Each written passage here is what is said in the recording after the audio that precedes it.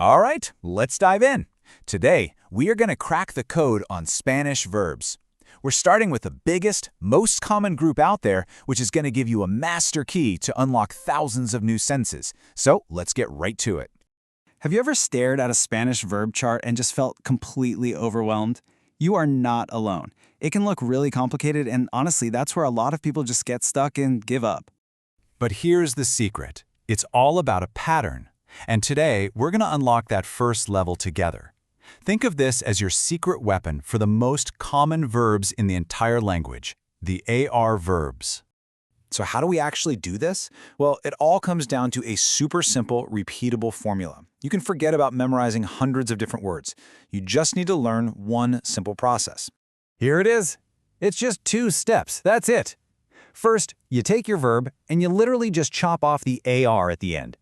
What you're left with is called the stem. Then, for step 2, you just stick a new ending on it, depending on who's doing the action. Simple as that.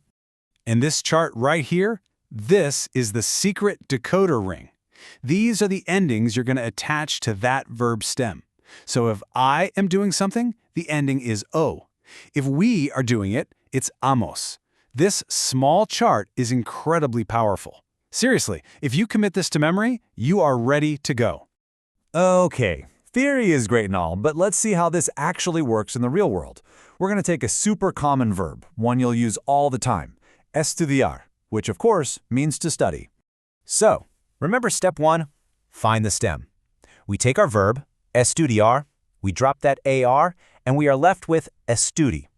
This is our foundation. For regular verbs like this one, this part is never ever going to change. And boom, here's step 2 in action. We just take our stem, estudio, and we start adding those new endings we just looked at. So, yo estudio, tú estudias, nosotros estudiamos. You see the pattern, right? The stem stays exactly the same, and the ending tells you precisely who is doing the studying. It's so predictable. All right, I really think you're getting this. So now it's your turn to be the code breaker. Let's do a quick pop quiz and put this new skill of yours to the test. First one up. The verb for to walk is caminar. So how would you say we walk?